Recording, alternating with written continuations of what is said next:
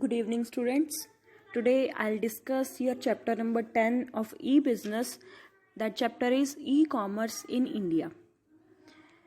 Firstly, I'll tell you about e-commerce in India.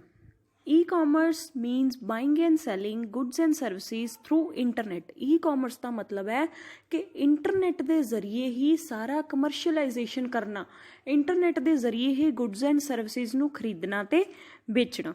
In a developing country like India, e-commerce is at a developing stage to provide convenience to nation and economy. ਕਹਿੰਦੇ ਇੱਕ developing country ਐ ਸਾਡਾ India ਕੀ ਹੈ, ਇੱਕ developing country ਆ. ਤਾਂ ਇਹੋ ਜਿਹੀ ਡਿਵੈਲਪਿੰਗ ਕੰਟਰੀ ਦੇ ਵਿੱਚ ਈ-ਕਾਮਰਸ ਕੀ ਹੈ, ਇੱਕ ਡਿਵੈਲਪਿੰਗ ਸਟੇਜ ਦੇ ਉੱਤੇ ਆ ਜੋ ਕਿ ਫੁੱਲੀ ਡਿਵੈਲਪ ਨਹੀਂ ਹੋਇਆ ਬਟ ਇੱਕ ਡਿਵੈਲਪਿੰਗ ਸਟੇਜ ਤੇ ਆ ਜੋ ਕਿ ਡਿਵੈਲਪ ਹੋ ਰਿਹਾ ਹੈ. ਤੇ ਇਹ ਸਾਡੀ ਇੰਡੀਅਨ ਇਕੋਨਮੀ ਨੂੰ ਗਰੋ ਕਰਨ ਦੇ ਵਿੱਚ, ਡਿਵੈਲਪ ਕਰਨ ਦੇ ਵਿੱਚ ਵੀ ਹੈਲਪ ਕਰਦਾ ਹੈ. Government of India has set up a cyber law committee in 1998 with a view to provide a cyber law for e-commerce in particular, which came into force when in May 2000. ਕਹਿੰਦੇ ਸਾਡੀ government ਨੇ ਕੀ ਕੀਤਾ ਸੀ, government of India ਨੇ ਇੱਕ cyber law committee ਬਣਾਈ ਸੀ 1998 ਦੇ ਵਿੱਚ. ਤਾਂ ਉਹਦਾ ਮੇਨ ਮੋਟਿਵ ਕੀ ਸੀ ਸਾਈਬਰ ਲਾਅ ਕਮੇਟੀ ਬਣਾਉਣ ਦਾ? To provide a cyber law for e-commerce in particular, ਕਿ ਜੋ ई-ਕਾਮਰਸ ਦੇ ਰਿਲੇਟਿੰਗ ਕੋਈ ਵੀ ਕੇਸਿਸ ਹੁੰਦੇ ਆ ਉਹਨਾਂ ਦੇ ਲਈ ਇੱਕ ਕਾਨੂੰਨ ਬਣਾਇਆ ਸੀ ਉਹਨਾਂ ਨੇ, ਜੋ ਕਿ ਲਾਗੂ ਹੋਇਆ ਸੀ ਮਈ 2000 ਦੇ ਵਿੱਚ. ਔਰ ਇਸੇ ਦੇ ਨਾਲ ਹੀ ਸਾਡਾ ਇੱਕ IT act, information technology act 2000 introduce ਹੋਇਆ ਸੀ 2000 ਦੇ ਵਿੱਚ. ਇਹ ਇੰਟਰੋਡਿਊਸ ਹੋਇਆ ਸੀ 17 ਅਕਤੂਬਰ 2000 ਨੂੰ. ਤਾਂ ਇਹ ਸਾਡਾ ਜੋ IT ਐਕਟ ਹੈ, ਇਨਫੋਰਮੇਸ਼ਨ ਟੈਕਨੋਲੋਜੀ ਐਕਟ, ਇਹ ਪ੍ਰਮੋਦ ਮਹਾਜਨ ਜੋ ministry of communication and information technology ਦੇ ਹੈੱਡ ਸੀਗੇ ਮਿਨਿਸਟਰ. ਤਾਂ ਇਹਨਾਂ ਨੇ ਪ੍ਰਮੋਦ ਮਹਾਜਨ ਨੇ ਇਹ IT ਐਕਟ ਸੀ ਜੋ ਉਹ ਲਾਗੂ ਕੀਤਾ ਸੀ. ਇਹ ਸਾਡੇ ਇੰਡੀਆ ਦਾ ਸਭ ਤੋਂ ਪਹਿਲਾ ਐਕਟ ਸੀ ਜੋ ਕਿ ਸਾਈਬਰ ਕ੍ਰਾਈਮ ਦੇ ਨਾਲ ਰਿਲੇਟਡ ਸੀਗਾ. ਸਾਈਬਰ ਕ੍ਰਾਈਮ ਦਾ ਮਤਲਬ ਜੋ ਕਿ ਕ੍ਰਾਈਮਸ ਹੁੰਦੇ ਆ ਇੰਟਰਨੈਟ ਦੇ ਜ਼ਰੀਏ, ਲਾਈਕ ਕੋਈ ਪਰਸਨਲ ਹੈਕਿੰਗ ਹੋ ਜਾਂਦੀ ਆ, ਸਾਡੀ ਪ੍ਰਾਈਵੇਸੀ ਲੀਕ ਹੋ ਜਾਂਦੀ ਆ, ਜਾਂ ਕਿਸੇ ਵੀ ਵੈਬਸਾਈਟ ਦੀ, ਕਿਸੇ ਵੀ ਕੰਪਨੀ ਦੀ ਜੋ ਕਿ ਮੇਨ ਇਨਫੋਰਮੇਸ਼ਨ ਹੁੰਦੀ ਆ ਉਹ ਲੀਕ ਕਰਕੇ ਉਹਦਾ ਕੋਈ ਗਲਤ ਯੂਜ਼ ਕਰਨਾ, ਜਾਂ ਉਹਨਾਂ ਦੇ ਪਰਮਿਸ਼ਨ ਤੋਂ ਬਿਨਾਂ ਉਹਨਾਂ ਦੀ ਪਰਸਨਲ ਇਨਫੋਰਮੇਸ਼ਨ ਨੂੰ ਯੂਜ਼ ਕਰਨਾ, ਇਹ ਹੁੰਦੇ ਆ ਸਾਈਬਰ ਕ੍ਰਾਈਮ. ਠੀਕ ਹੈ. ਅੱਗੇ ਤੁਹਾਡਾ ਨੈਕਸਟ ਟੌਪਿਕ ਹੈ ਸਟੇਟ ਆਫ ई-ਕਾਮਰਸ ਇਨ ਇੰਡੀਆ, ਕਿ ई-ਕਾਮਰਸ ਦੀ ਕੀ ਸਟੇਟ ਹੈ ਇੰਡੀਆ ਦੇ ਵਿੱਚ. Your first point is electronic records. ਕਹਿੰਦੇ the Information Technology Act has made it possible for electronic records to be admitted as evidence in a court of law.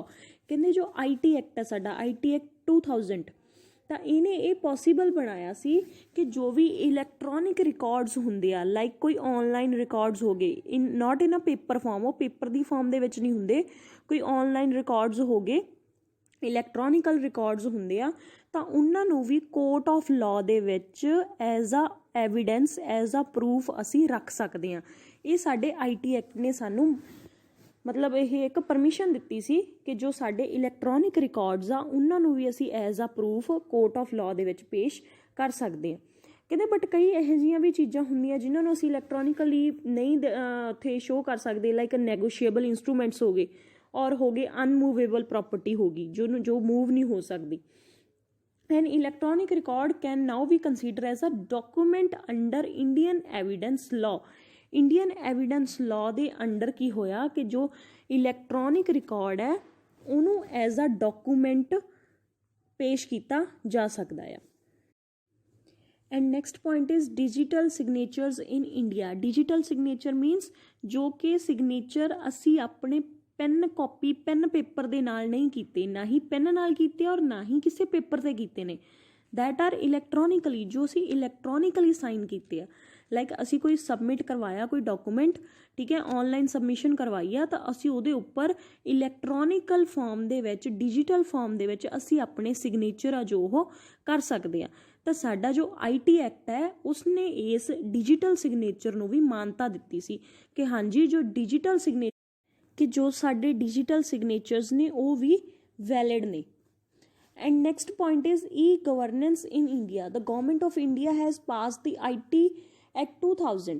ਕਹਿੰਦੇ government of India ਨੇ IT act pass ਕੀਤਾ।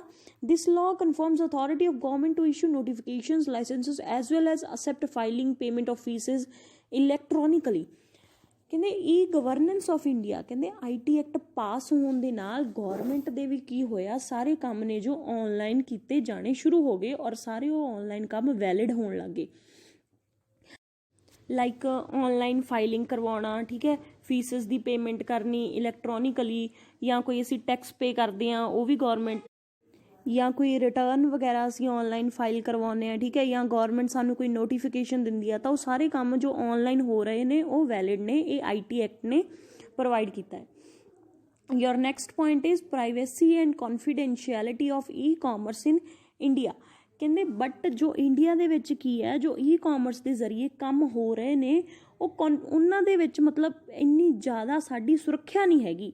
ਇਸ ਦੇ ਅਧੀਨ privacy and ਕੌਨਫੀਡੈਂਸ਼ੀਅਲਿਟੀ ਦੇ ਲਈ government ਨੇ ਸਾਡੀ ਨੇ ਕੋਈ ਪ੍ਰੋਪਰ ਕਾਨੂੰਨ ਨਹੀਂ ਬਣਾਏ ਹੋਏ ਤਾਂ ਜੋ ਅਸੀਂ ਮਤਲਬ ਇਲੈਕਟ੍ਰੋਨਿਕਲੀ ਸਾਰੇ ਕੰਮ ਕੌਨਫੀਡੈਂਸ਼ੀਅਲਿਟੀ ਨਹੀਂ ਕਰਦੇ, ਕਿਉਂਕਿ ਸਾਨੂੰ ਇੱਕ ਡਰ ਹੁੰਦਾ ਕਿ ਲਾਈਕ ਮੰਨ ਲਓ ਫੋਰ ਐਗਜ਼ਾਮਪਲ ਅਸੀਂ ਔਨਲਾਈਨ ਸ਼ਾਪਿੰਗ ਕਰ ਰਹੇ ਹਾਂ ਤਾਂ ਬਟ ਸਾਨੂੰ ਰਿਸਕ ਜ਼ਰੂਰ ਹੁੰਦਾ, ਅਗਰ ਅਸੀਂ ਪ੍ਰੀ ਪੇਮੈਂਟ ਕਰਦੇ ਹਾਂ, ਪਹਿਲਾਂ ਪੇਮੈਂਟ ਕਰਦੇ ਹਾਂ, ਤਾਂ ਇੱਕ ਡਰ ਹੁੰਦਾ ਹੈ ਕਿ ਸਾਡੀ ਪੇਮੈਂਟ ਜੋ ਅਸੀਂ ਕੀਤੀ ਉਹ ਸੇਫ ਹੈ ਵੀ ਜਾਂ ਨਹੀਂ ਹੈ, ਜਾਂ ਅਸੀਂ ਕਿਤੇ ਵੀ ਕਿਸੇ ਵੀ ਜਗ੍ਹਾ 'ਤੇ ਅਗਰ ਕੋਈ ਮੰਨ ਲਓ ਫੋਰ ਐਗਜ਼ਾਮਪਲ ਅਸੀਂ ਕਿਤੇ ਪੇਪਰ ਸਬਮਿਟ ਕਰਵਾ ਰਹੇ ਹਾਂ, ਅਸੀਂ ਉੱਥੇ ਆਪਦੀ ਜੋ ਇਨਫੋਰਮੇਸ਼ਨ ਭਰਦੇ ਹਾਂ, ਆਪਦੇ ਪਰਸਨਲ ਇਨਫੋਰਮੇਸ਼ਨ ਜਾਂ ਕੋਈ ਵੀ ਇਨਫੋਰਮੇਸ਼ਨ ਭਰਦੇ ਹਾਂ, ਅਸੀਂ ਉੱਥੇ ਫਿਲ ਕਰਦੇ ਹਾਂ, ਤਾਂ ਵੀ ਉੱਥੇ ਸਾਨੂੰ ਇਹ ਡਰ ਹੁੰਦਾ ਕਿ ਸਾਡੀ ਇਨਫੋਰਮੇਸ਼ਨ ਹੈ ਜੋ ਸਿਕਿਉਰ ਹੈ ਜਾਂ ਨਹੀਂ ਹੈ, ਉਹ ਸਾਡੀ ਪਰਸਨਲ ਇਨਫੋਰਮੇਸ਼ਨ ਹੈਕ ਵੀ ਹੋ ਸਕਦੀ ਆ।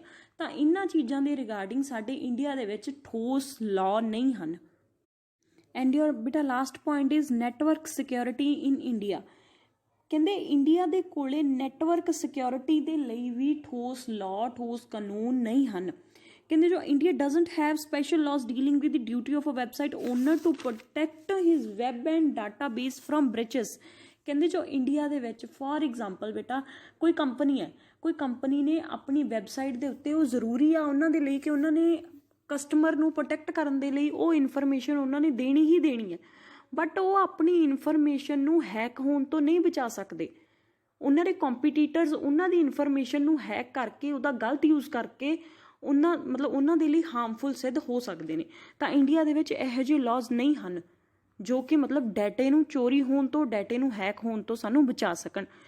ਐਂਡ ਇੰਡੀਆ ਦਾ ਜੋ ਸੈਂਟਰਲ ਬੈਂਕ ਹੈ RBI, ਉਹ ਵੀ ਇਹੋ ਜਿਹੇ ਐਫਰਟਸ ਕਰ ਰਿਹਾ ਕਿ ਉਹ ਇਹੋ ਜਿਹਾ ਲਾਅ ਬਣਾ ਸਕੇ ਕਿ ਜੋ ਵੀ ਉਹਦੇ ਫੋਲੋਡ ਬੈਂਕਸ ਨੇ ਉਹ ਅਪਲਾਈ ਕਰ ਸਕਣ, ਤਾਂ ਜੋ ਉਹਨਾਂ ਦਾ ਡਾਟਾ ਹੈ ਜੋ ਉਹ ਸੇਫ ਰਵੇ, ਜੋ ਵੀ ਕਸਟਮਰ ਉਹਨਾਂ ਦੇ ਨਾਲ ਡੀਲ ਕਰਦੇ ਨੇ ਉਹਨਾਂ ਦਾ ਵੀ ਸਾਰਾ ਡਾਟਾ, ਸਾਰੀਆਂ ਟ੍ਰਾਂਜੈਕਸ਼ਨਸ ਸੇਫ ਹੋਣ। Thank you. I hope you all will understand.